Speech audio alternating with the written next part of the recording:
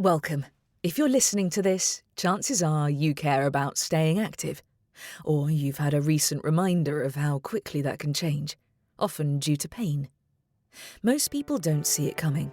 They're coping, carrying on, and doing what they've always done, until one ordinary moment becomes one step too far.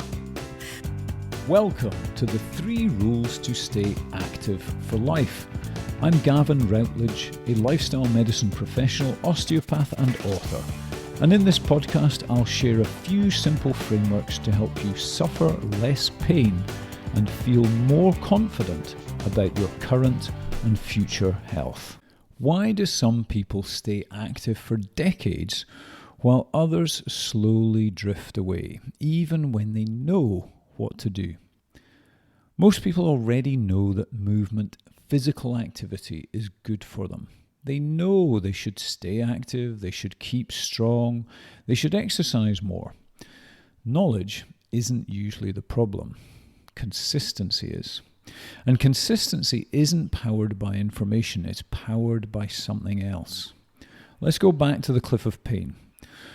Most people don't suddenly fall off the edge. They drift, and very often that drift starts not with an injury but with disengagement. Movement, or that dry term physical activity, becomes a chore, a prescription, something to endure, something to tick off. And once that happens, it becomes fragile because willpower runs out. Here's a way to think about willpower. Willpower is like a battery. It works for a while, but it drains. Enjoyment, on the other hand, is a renewable energy source. If you genuinely enjoy something, you don't need to convince yourself to do it. You look forward to it, and that changes everything. There's a large body of behavioural research showing that enjoyment is consistently associated with long-term adherence to physical activity. In simple terms, you stick at what feels good. Not necessarily what is perfect for you, but what is good. What is enjoyable. So if you're a dancer, you'll always enjoy dancing. If you're a golfer, you'll always enjoy golfing. But going to the gym might be your idea of hell on earth. Now, this doesn't mean that every workout has to feel amazing. It doesn't mean you avoid effort. It means that somewhere in your weekly rhythm, there needs to be movement that feels intrinsically rewarding. Something that makes you think, I'm glad I did that.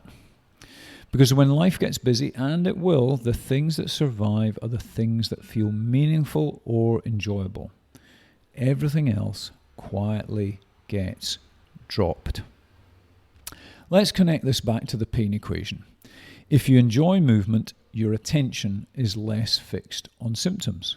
Your negative mind state softens, your nervous system predicts safety rather than threat, and safe, confident movement increases, and that lowers any pain.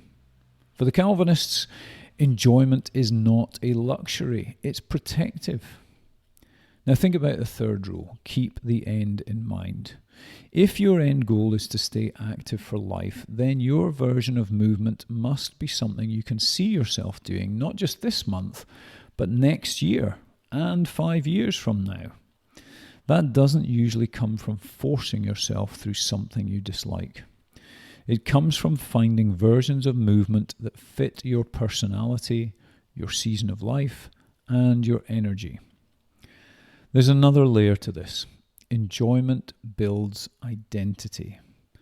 When someone says, I'm a walker, I'm a golfer, I'm someone who trains, that identity is usually built around something they like doing. And identity sustains behaviour far more reliably than discipline alone. Remember, we talked about this in the previous episode, Relate. Let's be honest. If exercise feels like punishment for getting older or compensation for being broken, it won't last. But if movement feels like freedom, social connection, stress relief, mastery, or simple pleasure, then it becomes part of who you are. And that keeps you further back from the edge without real effort.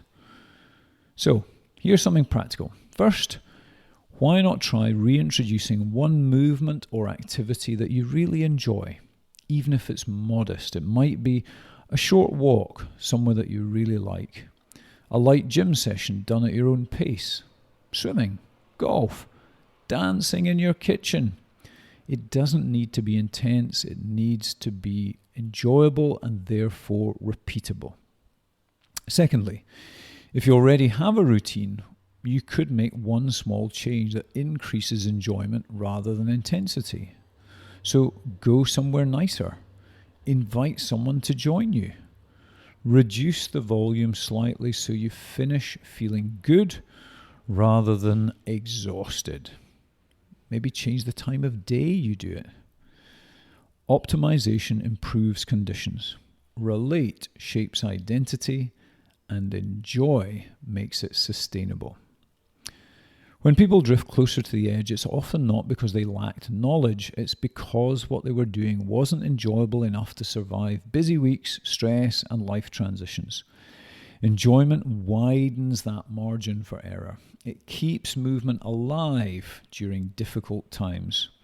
And over decades, that matters far more than having a perfect program. Staying active for life isn't about squeezing the most out of yourself. It's about doing something you'll always want to do, something that feels like part of you. Now, as you finish this episode, it's worth asking yourself what one small change could make your movement feel just a little or a lot more enjoyable and therefore more sustainable. Now, in the next and final episode of this foundational series, we'll bring everything together into what I call the ActiveX method, a simple way of understanding how all of these pieces fit into one coherent approach. Okay, I'll see you then.